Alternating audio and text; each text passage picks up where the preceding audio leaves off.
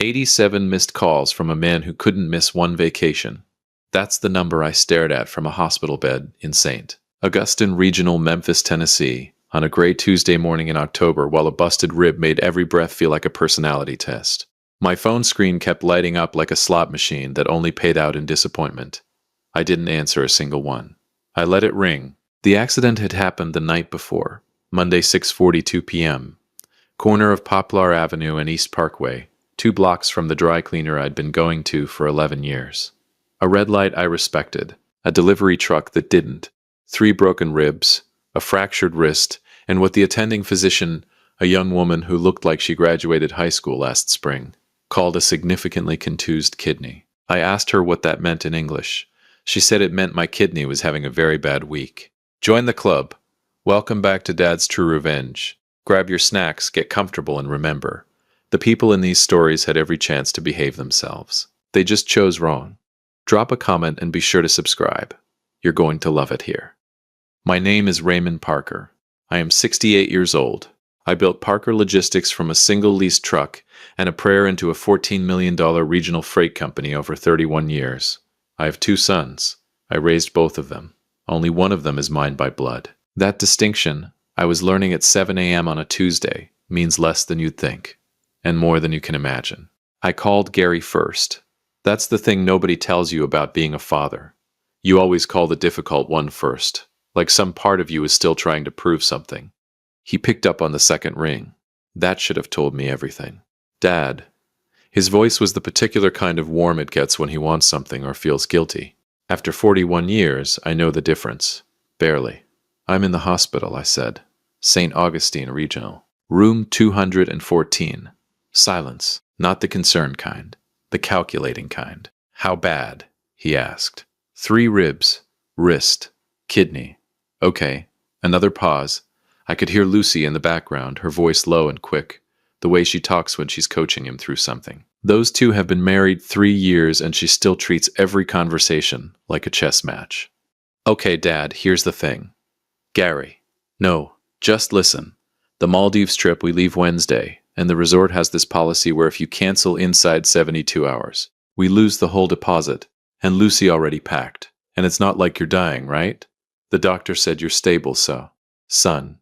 I said it quiet, the way I used to say it when he was 12 and lying to my face about his report card. Go on your trip.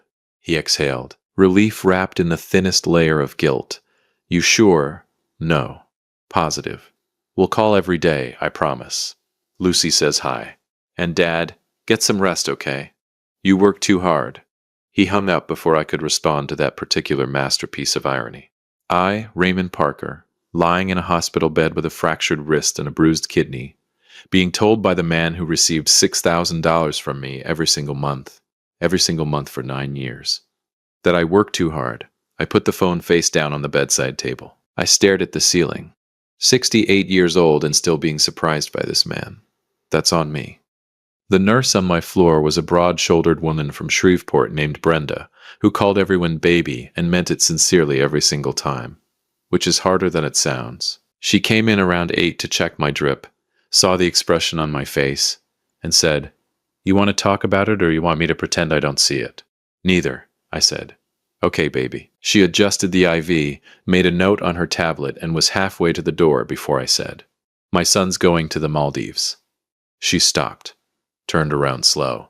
"While you're in here," he says the resort has a cancellation policy. Brenda looked at me for a long moment, with the particular expression of a woman who has heard everything and is still, occasionally surprised.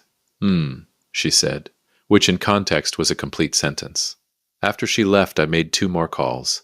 The first was to my accountant, a precise little man in East Memphis named Ben, who'd been handling my finances for 19 years and never once asked a question he didn't already know the answer to. I told him to suspend the monthly transfer to Gary's account, effective immediately, indefinitely. Ben said, "Amount? 6,000. Done." He paused. "Anything else?" "Not today." The second call was to Prestige Home Nursing, a private agency on Union Avenue. I arranged for a live-in nurse starting Wednesday. Her name was Denise. She had 17 years of experience, and a voice on the phone that made me feel like everything was going to be handled correctly.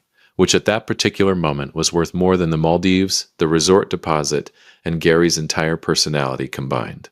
I didn't know it yet, but those 2 phone calls were going to change everything.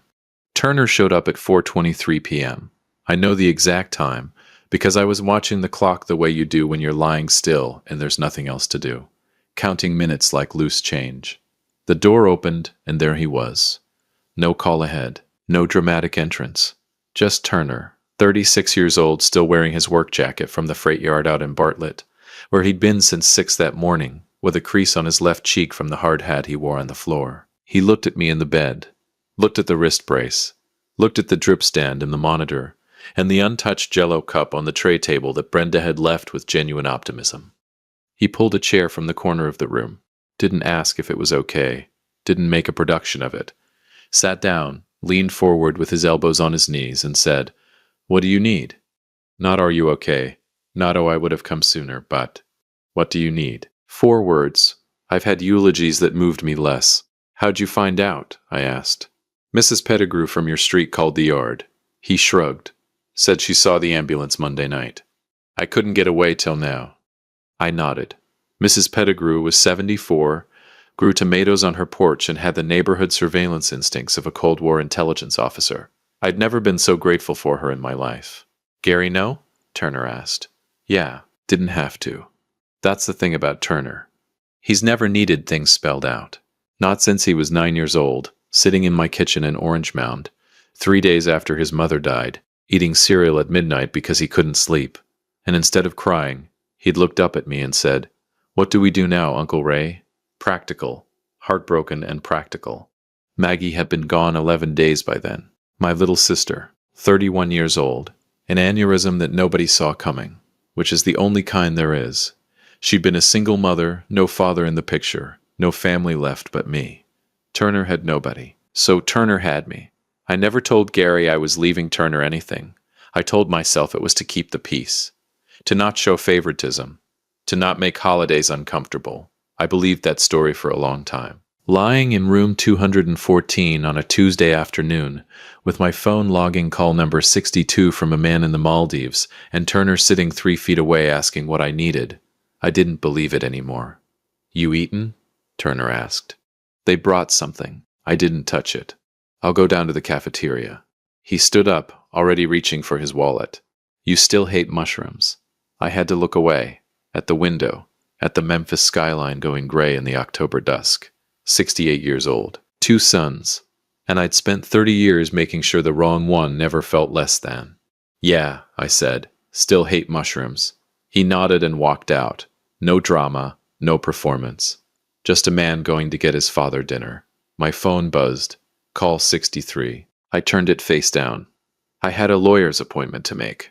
I had a will that was 17 years old, and I had a lot of thinking to do about the difference between what a man is given and what a man earns. I didn't know it yet, but by Friday Gary was going to find out the difference too. Wednesday arrived without apology.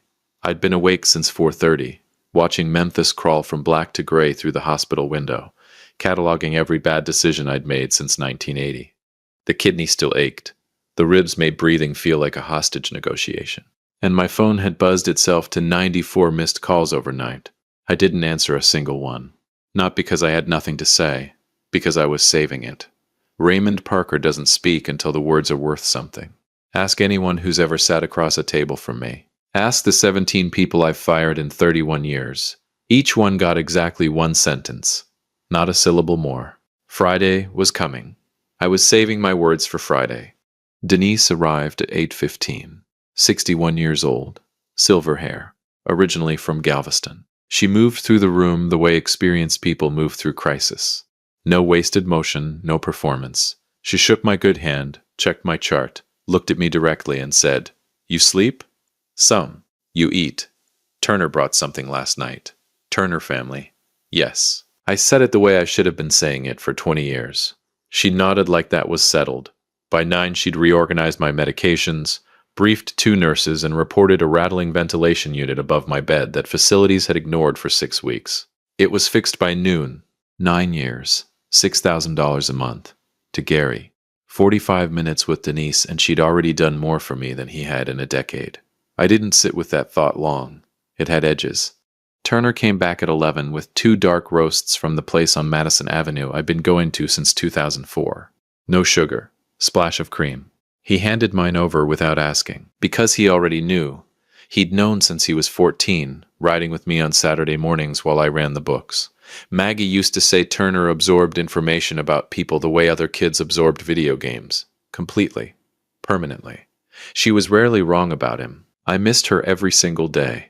I missed her more when her son walked into a room. "How's the wrist?" he asked, dropping into his chair. Annoying. "Denise seem all right. She fixed the ventilation unit." That almost got a smile out of him. Almost. "Good sign," he said. We sat. No performance. No managed silences. Just 2 people in a room being honest about where they were. I hadn't had that in longer than I wanted to admit. "Your phone's been going off," he said. "I know. Gary. Mostly. Lucy called 8 times. I turned the phone over. 98 calls now. That tells you everything." Turner was quiet. Then, "What are you going to do?" "About which part?" He looked at me. "All of it." I set the phone down. "I've got a meeting with Arthur Simmons tomorrow afternoon." Arthur was my estate attorney on Peabody Place. $400 an hour. Worth every cent because he had no unnecessary opinions. The will's 17 years old. "Turner, I wrote it when I thought keeping the peace was the same as keeping the family." I stopped. "It's not the same thing," he said quietly. "No, it's not." He looked at the window. The Memphis skyline sat flat and gray in the midday light. "You don't owe me anything, Raymond. What you did after Maggie died." "Turner." He stopped. "Let me finish what I started." He held my eyes for a long moment. Then he nodded. Once. Picked up his coffee. I didn't know it yet. But that nod was going to cost him something, too. "Gary called at 2:17. I answered. Not because I was ready. Because Wednesday at 2:17 was my time and I decided that. Dad, the warmth was gone. What was left was tight. Controlled. Ben called me. I imagine he did. The transfer didn't go through." "That's correct." Maldives silence. The $1,200 a night kind. "Then, is this because of the hospital? Because we talked?" "We didn't talk, Gary. You explained. There's a difference." "Okay, that's not." "A beat. By the pool." "Of course she is." "Put me on speaker. Dad. Gary." The quiet voice, the report card voice. Speaker. A rustle. Wind. Something expensive playing in the background. "You're on," he said. "Lucy." She came in sharp. "Raymond, hi. How's the resort?" "It's beautiful. I know exactly what you cover with it. I've known for 9 years.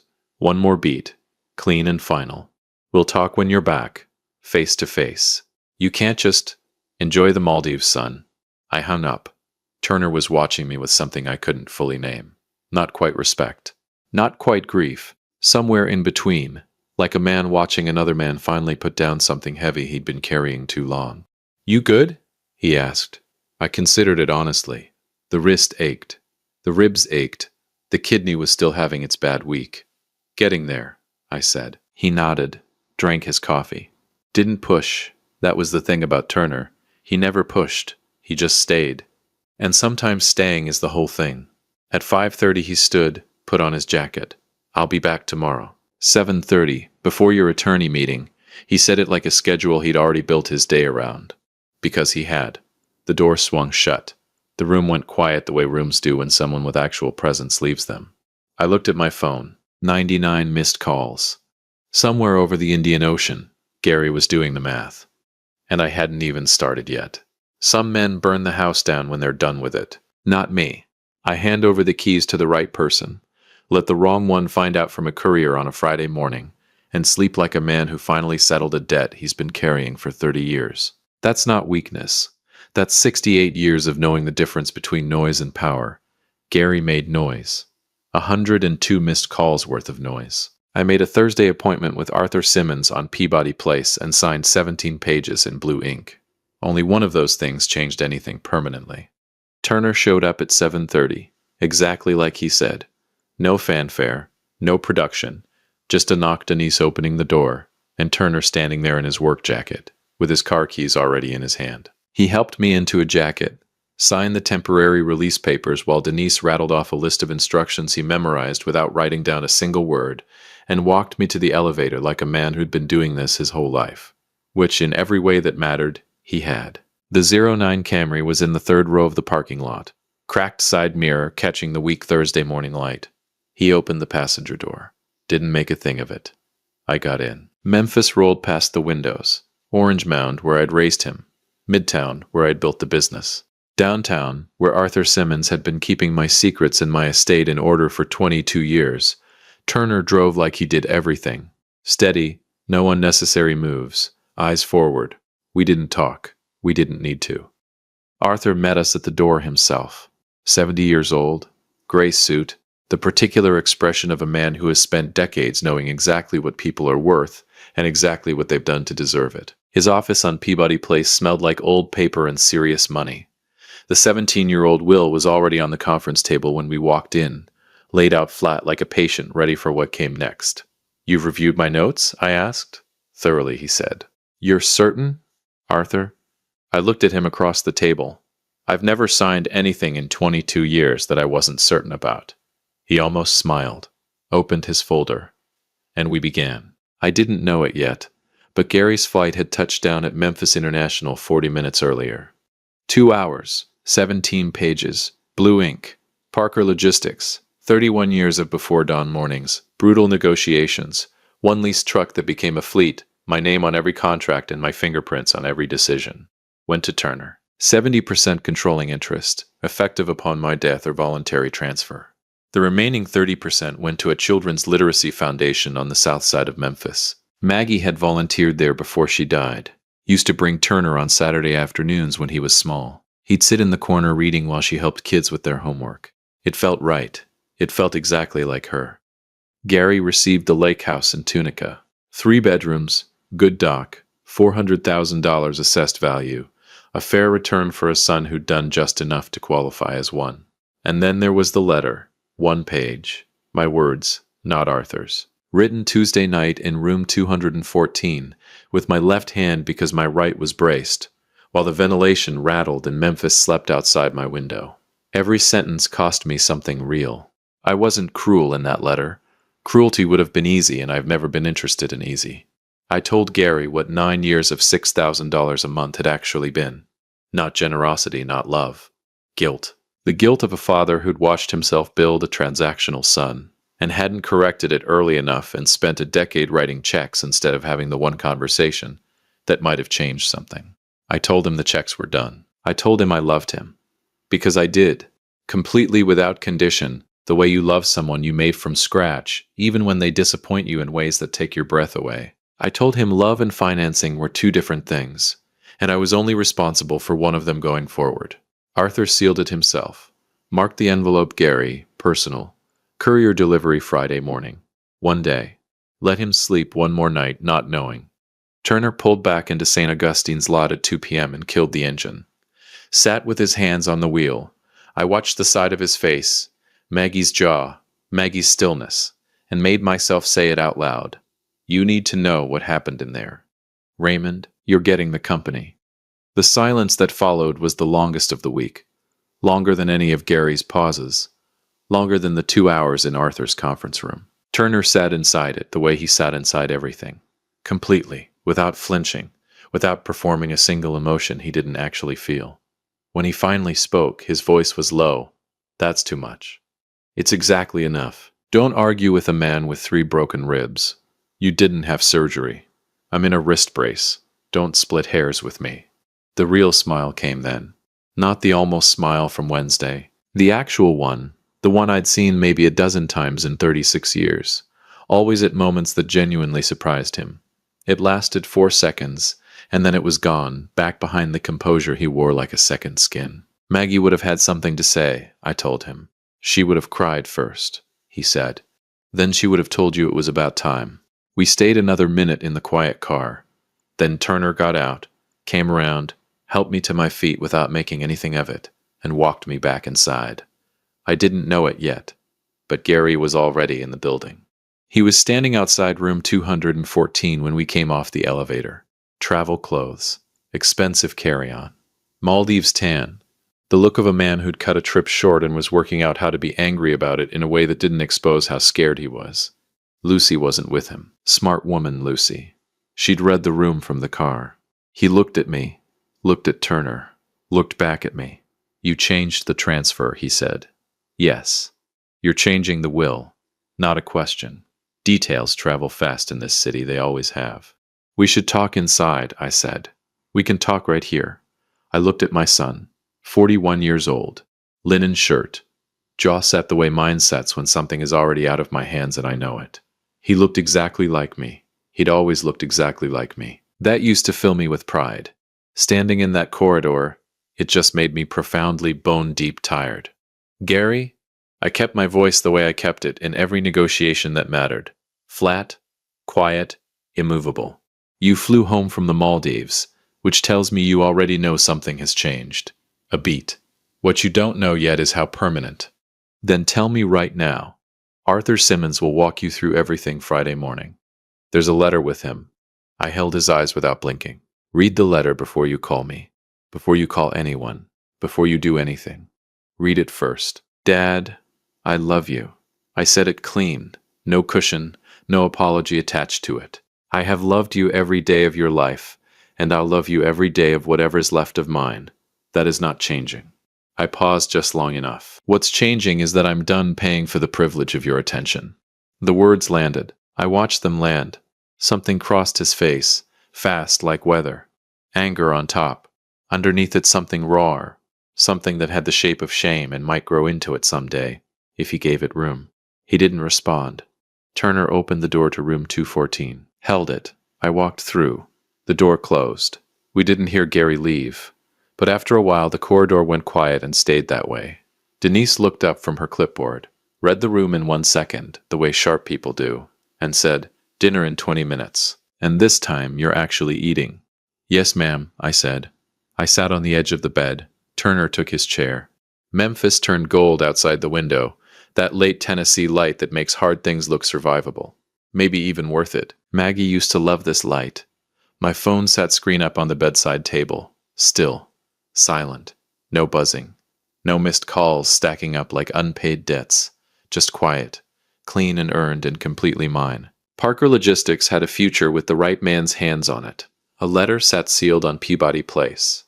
A lake house in Tunica waited for a son to decide whether what he'd been handed was worth more or less than what he'd thrown away. And Turner, 36 years of showing up without being asked, doing right in rooms where nobody was watching, never once presenting me with an invoice for any of it, was going to run a $14 million company. Because that's what happens. When you earn something, it finds you. If you liked this story, join our community by hitting that like button and subscribing for more real, raw, and family-centered stories.